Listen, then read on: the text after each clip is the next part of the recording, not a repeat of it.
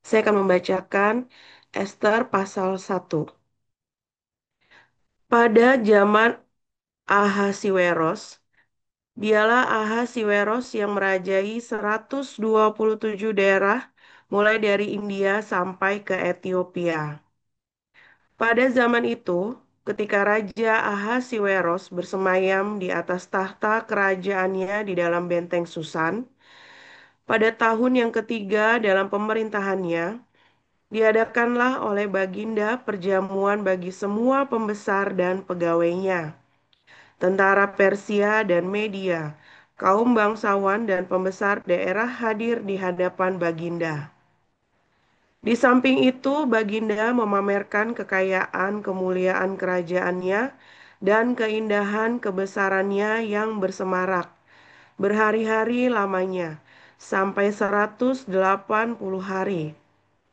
Setelah genap hari-hari itu, maka raja mengadakan perjamuan lagi 7 hari lamanya bagi seluruh rakyatnya yang terdapat di dalam benteng Susan, daripada orang besar sampai kepada orang kecil, bertempat di pelataran yang ada di taman istana kerajaan.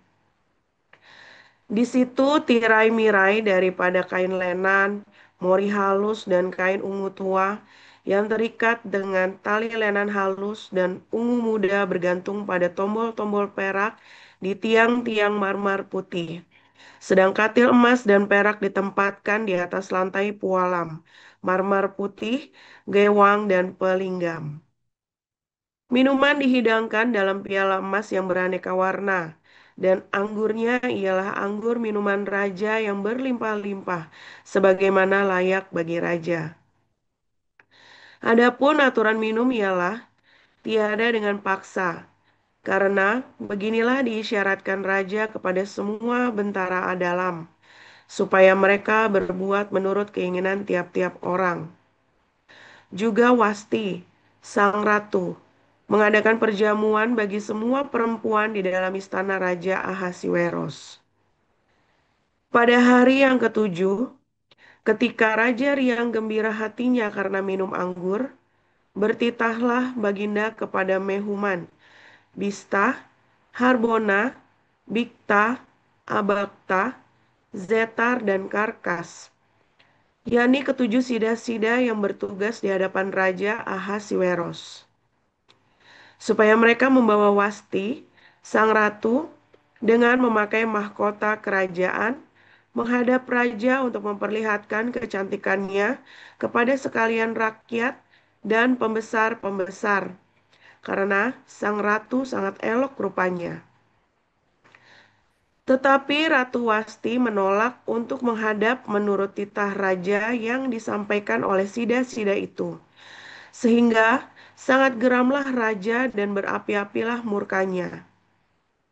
Maka bertanyalah raja kepada orang-orang arif bijaksana, orang-orang yang mengetahui kebiasaan zaman, karena demikianlah biasanya masalah-masalah raja dikemukakan kepada para ahli undang-undang dan hukum. Adapun yang terdekat kepada Baginda ialah Karsena, Setar, Atmata, Tarsis, Meres, maaf, Meres, Marsena, dan Memukan, ketujuh pembesar Persia dan Media,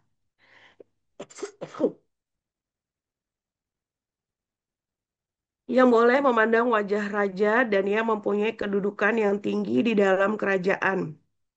Tanya raja, apakah yang harus diperbuat atas Ratu Wasti menurut undang-undang? Karena tidak dilakukannya titah Raja Ahasiweros yang disampaikan oleh sida-sida. Maka Sembah memukan di hadapan raja dan para pembesar itu. Wasti sang ratu bukan bersalah kepada raja saja, melainkan juga kepada semua pembesar dan segala bangsa yang di dalam segala daerah Raja Ahasiweros. Karena kelakuan sang ratu itu akan merata kepada semua perempuan, sehingga mereka tidak menghiraukan suaminya apabila diceritakan orang. Raja Ahasiweros memerintahkan supaya Wasti sang ratu dibawa menghadap kepadanya, tetapi ia tidak mau datang. Pada hari ini juga, istri para pembesar raja di Persia dan Media yang mendengar tentang kelakuan sang ratu akan berbicara tentang hal itu kepada suaminya, sehingga berlarut-larutlah penghinaan dan kegusaran. Jikalau baik pada pemandangan raja, hendaklah dikeluarkan suatu titah kerajaan dari hadapan Baginda dan dituliskan di dalam undang-undang Persia dan Media, sehingga tidak dapat dicabut kembali, bahwa Wasti dilarang menghadap Raja Ahasiweros dan bahwa raja akan mengaruniakan kedudukannya sebagai ratu kepada orang lain yang lebih baik daripadanya. Bila keputusan yang diambil raja kedengaran di seluruh kerajaan, alangkah besarnya kerajaan itu.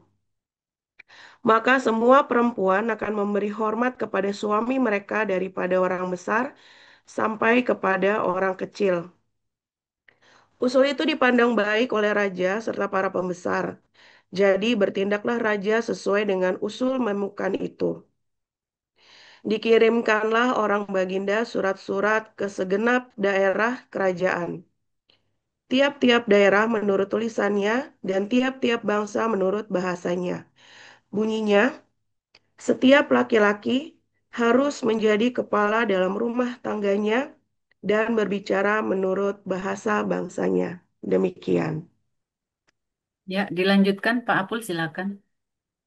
Baik, saya lanjutkan 2 Korintus 11. Alangkah baiknya jika kamu sabar terhadap kebodohanku yang kecil itu. Memang kamu sabar terhadap aku. Sebab aku cemburu kepada kamu dengan cemburu ilahi. Karena aku telah mempertunangkan kamu kepada satu laki-laki untuk membawa kamu sebagai perawan suci kepada Kristus. Tetapi aku takut kalau pikiran kamu disesatkan dari kesetiaan kamu yang sejati kepada Kristus, sama seperti Hawa diperdayakan oleh ular itu dengan kelicikannya. Sebab kamu sabar saja, jika ada seorang datang memberitakan Yesus yang lain daripada yang telah kami beritakan, atau memberikan kepada kamu roh yang lain daripada yang kamu telah terima, atau Injil yang lain daripada yang telah kamu terima. Tetapi menurut pendapatku, sedikit pun aku tidak kurang daripada rasul-rasul yang tak ada taranya itu. Jikalau aku kurang paham dalam hal berkata-kata, tidaklah demikian dalam hal pengetahuan. Sebab kami telah menyatakannya kepada kamu pada segala waktu dan dalam segala hal. Apakah aku berbuat salah jika aku merendahkan diri untuk meninggikan kamu, karena aku memberitakan Injil Allah kepada kamu dengan cuma-cuma? Jemaat-jemaat lain telah kurampok dengan menerima tunjangan dari mereka, supaya aku dapat melayani kamu. Dan ketika aku dalam kekurangan di tengah-tengah kamu, aku tidak menyusahkan seorang pun, sebab apa yang kurang padaku dicukupkan oleh saudara-saudara yang datang dari Makedonia. Dalam segala hal aku menjaga diriku, supaya jangan menjadi beban bagi kamu. Dan aku akan tetap berbuat demikian. Demi kebenaran Kristus di dalam diriku, aku tegaskan bahwa kemegahanku itu tidak akan dirintangi oleh siapapun di daerah-daerah Akaya. Mengapa tidak? Apakah karena aku tidak mengasihi kamu? Allah mengetahuinya. Tetapi apa yang kulakukan akan tetap kulakukan untuk mencegah mereka yang mencari kesempatan guna menyatakan bahwa mereka sama dengan kami dalam hal yang dapat dimegahkan. Sebab orang-orang itu adalah rasul-rasul palsu, pekerja-pekerja curang yang menyamar sebagai rasul-rasul Kristus. Hal itu tidak usah mengherankan, sebab iblis pun menyamar sebagai malaikat terang. Jadi bukanlah suatu hal yang ganjil jika pelayan-pelayannya menyamar sebagai pelayan-pelayan kebenaran. Kesudahan mereka akan setimpal dengan perbuatan mereka. Kuulangi lagi, jangan hendaknya ada orang yang menganggap aku bodoh. Dan jika kamu juga menganggap demikian, terimalah aku sebagai orang bodoh, supaya aku pun boleh bermegah sedikit. Apa yang aku katakan Aku mengatakan bukan sebagai seorang yang berkata menurut firman Tuhan, melainkan sebagai seorang bodoh yang berkeyakinan bahwa ia boleh bermegah. Karena banyak orang yang bermegah secara duniawi, aku mau bermegah juga. Sebab kamu sudah suka sabar terhadap orang bodoh, karena kamu begitu bijaksana. Karena kamu sabar jika orang memperhambakan kamu, jika orang menghisap kamu, jika orang menguasai kamu, jika orang berlaku angkuh terhadap kamu, jika orang menampar kamu. Dengan sangat malu, aku harus mengakui bahwa dalam hal semacam itu kami terlalu lemah. Tetapi jika orang-orang lain berani membanggakan sesuatu, maka aku berkata dalam kebodohan, berani juga. Apakah mereka orang Ibrani? Aku juga orang Ibrani. Apakah mereka orang Israel? Aku juga orang Israel. Apakah mereka keturunan Abraham? Aku juga keturunan Abraham. Apakah mereka pelayan Kristus? Aku berkata seperti orang gila. Aku lebih lagi. Aku lebih banyak berjerih lelah. Lebih sering di dalam penjara. Didera di luar batas. Kerap kali dalam bahaya maut. 5 kali aku disesa orang Yahudi. Setiap kali 40 kurang satu pukulan. 3 kali aku didera. 1 kali aku dilempari dengan batu. 3 kali mengalami karam kapal. Sehari semalam aku terkatung-katung di tengah laut. Dalam perjalananku aku sering diancam bahaya banjir dan bahaya penyamun. Bahaya dari pihak orang-orang Yahudi dan dari pihak orang-orang bukan Yahudi. Bahaya di kota, bahaya di padang gurun, bahaya di tengah laut, dan bahaya dari pihak saudara-saudara palsu. Aku banyak berjerih lelah dan bekerja berat. Kerap kali aku tidak tidur, aku lapar dan dahaga. Kerap kali aku berpuasa, kedinginan, dan tanpa pakaian. Dan dengan tidak menyebut banyak hal lain lagi. Urusanku sehari-hari yaitu untuk memelihara semua jemaat-jemaat. Jika ada orang merasa lemah, tidakkah aku turut merasa lemah? Jika ada orang tersandung, tidakkah hatiku hancur oleh duka cita? Jika aku harus bermegah, maka aku akan bermegah atas kelemahanku. Allah, yaitu Bapa dari Yesus, Tuhan kita, yang terpuji sampai selama-lamanya, tahu bahwa aku tidak berdusta. Di Damsik, wali negeri Raja Aretas menyuruh mengawal kota orang-orang Damsik untuk menangkap aku. Tetapi dalam sebuah keranjang, aku diturunkan dari sebuah tingkap keluar tembok kota. Dan dengan demikian, aku terluput dari tangannya. Demikian firman Tuhan. Terima kasih kepada para lektor kita pagi ini, Pak Apul Sihaan dan Ibu Ayu Anggreni. Kita akan mendengarkan renungan Embun Pagi dengan judul Mempelai Kristus oleh Gembala kita, Dr. Joseph Paul Jang. Silakan, Pastor Paul. Haleluya, firman Tuhan selalu baru setiap hari. Ketika kita menanti-nantikan Tuhan dengan penuh cinta dan dengan penuh belas kasihan, jangan lupa berbuat baik setiap hari, saudara ya. Yang tutup ya.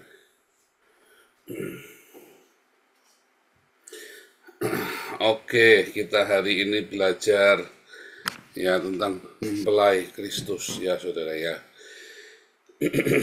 Saudara, ketika kita belajar tentang akhir zaman, maka kita tidak lepas dari kata mempelai Kristus. Mempelai Kristus bukanlah sebuah definitif dari laki-laki perempuan, bukan, saudara ya. Tetapi kita adalah orang-orang ya yang dipersandingkan dengan Kristus. Artinya kita bukan menjadi orang lain, bukan menjadi orang asing. Ya, tetapi kita akan menjadi sama dengan Kristus di akhir zaman ini. Dan kita dipersiapkan untuk itu, saudara. Untuk menjadi sama dengan Kristus. Dalam hal apa, saudara? Kuasanya, saudara, semuanya pengennya begitu. Ya, mempelai Kristus dipersandingkan dalam hal, di dalam otoritas, kuasa. Iya, saudara, betul. Tetapi di dalam cinta, saudara ya. Karena namanya cinta, cinta itu ya adalah sebuah tindakan aktif. Ya, cinta itu adalah sebuah tindakan aktif, bukan tindakan yang pasif. Jadi kalau dikatakan kita mempelai Kristus, artinya kita mempunyai cinta yang sama. Makanya kalau Anda membaca Kidung Agung, baik orang Kristen maupun orang Yahudi percaya bahwa Kidung Agung itu cerita tentang Sang Mesias dengan mempelainya. Ya, sebuah nubuatan, sebuah ilustrasi Sang Mesias dengan mempelainya. Orang-orang Israel ini sering disebut sebagai mempelai, ya, mempelai, ya, sebagai mempelai dari Mesias, mempelai dari mempelai dari Sang Mesias, ya. Orang-orang Kristen juga sama, saudara, ya, mempelai, ya. Makanya orang-orang Yahudi juga percaya tentang teologi mempelai ini, ya. Nah, kata mempelai ini juga berarti bahwa kita punya tanggung jawab yang sama. Kita punya karakter yang sama, tadi cinta yang sama, tanggung jawab yang sama, karakter yang sama, ya. Mempelai ini juga berarti ada kedewasaan yang sama. Sebab tidak mungkin orang Yahudi tidak mengenal menikah dengan anak kecil, saudara. Beda dalam Islam. Di dalam tradisi Yahudi tidak ada orang menikah dengan bocil. Ya, dalam tradisi Yahudi kita orang-orang menikah dengan yang satu derajat. Ya, jarang sekali dikatakan orang Yahudi menikah dengan orang yang beda level. Jarang, saudara, ya. Pernah terjadi, yaitu Boaz dan Ruth, ya, Boaz dengan Ruth, ya. Tapi rata-rata orang Yahudi itu menikah itu satu level, ya, satu yok, enggak, namanya satu yok itu, dan Paulus berkata, ya, hendaklah menjadi pasangan yang satu yok, ya, itu orang satu level. Nggak mungkin kerbonya satunya tua, satunya muda, satu yok itu nggak bisa, saudara, ya, sama-sama muda. Rata-rata orang Yahudi itu seperti itu, ya, berpasangan seperti itu. Nah, artinya kita menjadi sama-sama dalam kedewasaan dalam mempelai itu. Tidak mungkin menikahi bocil yang belum mengerti apa-apa. Tapi setiap perempuan Yahudi itu dididik setelah bat mitzvah, maka dididik, saudara, untuk menjalani kehidupan rumah tangga. Makanya orang Yahudi itu, wanita-wanita Yahudi itu rata-rata menikah usia 15 sampai 17 tahun. Ya, kalau menikah itu, ya. Ya, ada yang 20-25 tahun, tapi enggak ada yang umur 12 tahun menikah, itu enggak ada, saudara. Karena 12 tahun mereka baru selesai bat mitzvah. Dan mereka harus menjalani 3 tahun lagi yang lain. Nah, itu, ya, tentang mempelai. Sama dengan cintanya, ya, dengan karakternya, ya kan, sama dengan kedewasaannya. Nah, itulah mempelai, saudara. Artinya kita nggak sembarangan kalau kita menjadi mempelai Kristus, dan kita menanggung beban dari Sang Kristus sendiri sama dengan bebannya. Makanya satu yok itu tadi, ya, satu beban, ya. Jadi ketika kita berkata kita mempelai Kristus, ya, maka hal-hal tadi itu ada bersama dengan kita, saudara. Kita nggak bisa pisahkan. Nah, kalau ketika kita dikatakan di akhir zaman ini kita adalah menjadi mempelai, dipersiapkan menjadi mempelai Kristus, lalu Anda masih tidak punya cinta dalam hidupmu, kamu tidak punya kedewasaan di dalam hidupmu, karaktermu masih belum karakternya Kristus, bahkan kamu tidak satu penanggungan dengan Kristus, bahkan kamu tidak punya tidak menjaga hidupmu di dalam kekudusan, kamu berbuat dengan tidak senonoh dalam hidupmu, maka kamu nggak layak menjadi mempelai Kristus, ya, tidak layak, saudara, ya, menjadi mempelai Kristus. Kamu nggak punya bebannya Tuhan Yesus, maka kamu bukan mempelai Kristus, ya. Jadi banyak orang pengen, kita ini mempelai Kristus, saudara. Ya, ada sebuah radio Kristen yang selalu menyebut pemirsanya dengan mempelai Kristus. Keren, ya, saudara, itu. Tapi kamu tahu nggak tanggung jawabmu sebagai mempelai Kristus? Bukan Kalau tadi dalam ceritanya Ratu Wasti itu kan dia tuh kayak belagu ya saudara ya. Ini ada perempuan satu ini belagu amat, mentang-mentang udah jadi ratu, dia paling cantik ya. Ketika raja ini memanggilnya untuk memamerkannya, kalau bilang memamerkan itu bukan kayak perempuan striptis suruh nari-nari dipermalukan begitu, bukan. Memamerkan itu seperti kamu memamerkan ini loh, kecerdasannya, kecantikannya, kebijaksanaannya. Lalu nanti ada orang yang bertanya kepada sang ratu, memamerkan, itu seperti itu. Seperti Anda kalau lihat pemilihan Miss Universe ya, bukan cuma cantik semua mereka pakai striptease, bukan saudara, tetapi kecerdasannya juga, prestasinya juga. Itu namanya memamerkan ya dalam kerajaan, bukan jadi striptease suruh nari-nari tari perut, goyang bor, goyang dompet saudara ya, enggak saudara. Tapi dasar ini orang tinggi hati. Banyak orang tidak menempatkan diri sebagai mana dia seharusnya. Sama seperti Ratu Wasti ini. Saudara, itu kalau saya membaca cerita itu tuh, wah itu benar-benar dipermalukan tuh suaminya ya sama si Ratu Wasti itu.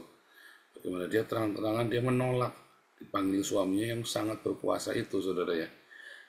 Wah itu tuh benar-benar, ini bukan masalah gender, tetapi ini masalah adalah bagaimana kita menempatkan diri, saudara. Yang menempatkan diri sebagaimana mestinya. Nah, kalau Anda seorang mempelai Kristus, tadi Anda harus tahu. Anda harus tahu kapan menempatkan dirimu. Ketika kita adalah mempelai Kristus, kita bukan lagi anak-anak. Kita bukan lagi anak gampang, ya, atau anak yang bisa bikin sembarangan, bisa bikin salah. Anda, gampang, Tuhan kan Maha Pengampun. Dalam pemikiranmu Tuhan Maha Pengampun, saudara. Tapi Anda tidak berpikir bahwa dampak yang kamu berikan itu loh. Tuhan Maha Pengampun. Tapi kalau kamu seorang mempelai, artinya kamu sudah cukup dewasa untuk memikirkan dampak dari tindakanmu hari ini. Memang Tuhan mengampuni dosamu, saudara. Tuhan akan mengampuni segala kesalahanmu. Tapi kamu berpikir nggak dampak dari yang kamu perbuat hari ini? Nah itu saudara, kedewasaan tanggung jawab yang dituntut.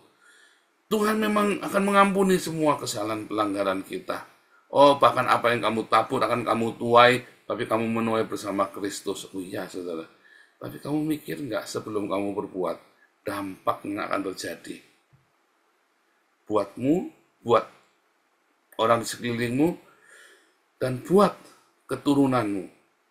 Nah itu yang seringkali kita kalau mau bikin kesalahan nggak pernah dipikir, ya nggak dipikir. Ketika Paulus mempertunangkan murid-muridnya kepada Kristus, ketika saya berkata saya mempertunangkan kamu, artinya saya juga mendewasakan kamu. Ya, ketika orang Yahudi itu dalam masuk fase tunangan, maka itu diajarin saudara, diajarin bertanggung jawab. Ya, diajari untuk melakukan tugasnya masing-masing, nggak sembarangan, nggak ngawur-ngawuran, kehidupan yang tidak serampangan, tapi kehidupan yang bertanggung jawab. Itulah kehidupan mempelai Kristus, kehidupan yang bertanggung jawab lebih dari seorang prajurit, saudara. Ketika kita dikatakan kita ini prajurit Kristus dalam disiplin kita, ya, maka prajurit itu hanya memikirkan dirinya sendiri, supaya dia menang perang, disiplin. Tapi ketika kamu berkata mempelai Kristus, kamu memikirkan seluruh keluargamu loh saudara. Kamu memikirkan dampak semuanya. Makanya di akhir zaman, kamu akan disebut seperti mempelai yang berdandan bagi suaminya. Berdandan dengan apa saudara? Berdandan dengan segala perbuatan baikmu dan segala kekudusanmu. Karena kamu biasa berdampak, kamu biasa bertanggung jawab, kamu bertindak dengan berhati-hati, kamu menjaga tingkah lakumu di dalam kebenaran. Ya. Karena kita adalah mempelai yang berdandan bagi Kristus. Karena kita adalah mempelai, kita harus hati-hati dalam kita hidup. Sudah pantaskah? Dan dandananya itu kan bukan dandanan lahiriah, tetapi hati yang baik itu, saudara. Apakah kamu punya kemurnian hatimu, saudara? Apa kamu tetap menjaga kemurnian hatimu? Jangan-jangan hatimu tidak murni. Apa motifmu setiap hari bersama dengan pelayanan kita, saudara? Apa motifmu ketika kamu berkata, aku seorang Kristen? Jaga hati kita tetap murni. Jaga hidup kita di dalam kekudusan. Karena tanpa kekudusan, maka kita akan diceraikan, saudara. Akan diceraikan. Ya, ketika kita berbuat dengan tidak senonoh, maka diceraikan. Ya, dalam pertunangan itu diceraikan. Nah, kalau kita diceraikan, maka kita bukan lagi mempelai. Nah, itu tadi, apakah makna mempelai dalam hidupmu, saudara? Ketika kita dikatakan mempelai, maka kamu punya tanggung jawab itu. Setiap hari dalam kehidupan kita dituntut. Di dalam hubungan keluarga kita, dengan anak-anak kita, kamu jangan berpikir itu anakmu kamu bisa sembarangan, saudara ya. Kamu jangan berpikir itu suami atau istrimu kamu bisa sembarangan menyakiti mereka. Kamu bisa menyakiti siapa saja dengan sembarangan. Ingat, kamu jaga diri, itu kamu adalah mempelai Kristus, dan yang kamu sakiti adalah mempelai Kristus. Ya, kita ini kan semua adalah mempelai Kristus. Dan orang-orang yang menonton tingkah lakumu, mereka sedang menonton tingkah laku mempelai Kristus. Kalau kita tidak tahu diri, tidak menempatkan diri, maka kita akan diceraikan. Ya, diceraikan, saudara ya, bukan sebagai mempelai. Itu beneran ya, saudara. Jangan pikir, sekali selamat tetap selamat, Tuhan Maha Pengampun, Maha Pengasih. Nah, itu sebuah pemikiran yang keliru dalam pemikiranmu, saudara. Kalau kamu masih berpikir seperti itu, maka kamu adalah seorang anak kecil. Kamu anak kecil, bayi yang masih menyusu. Bukan anak kecil karaktermu, bukan, saudara. Tapi jiwamu itu masih kerdil. Tuhan Maha Pengasih, Maha Penyayang. Betul. Tapi kamu berpikir enggak bahwa dunia sedang menyaksikan mempelai Kristus? Kamu dan saya adalah mempelai Kristus. Kita ini yang harus menjaga hidup kita. Ya. Nah, makanya ya, setiap hari kamu jaga hidupmu. Setiap hari kita jaga hidup kita. Ya. Ingat, selalu ingat kepala kita ini mempelai Kristus. Pantas enggak nih kita berbuat seperti ini? Kita ini mempelai Kristus. Benar enggak kita seperti ini? Jangan-jangan kita enggak benar nih. Ya, jangan-jangan Anda belum layak jadi mempelai. Tuhan Yesus memberkati.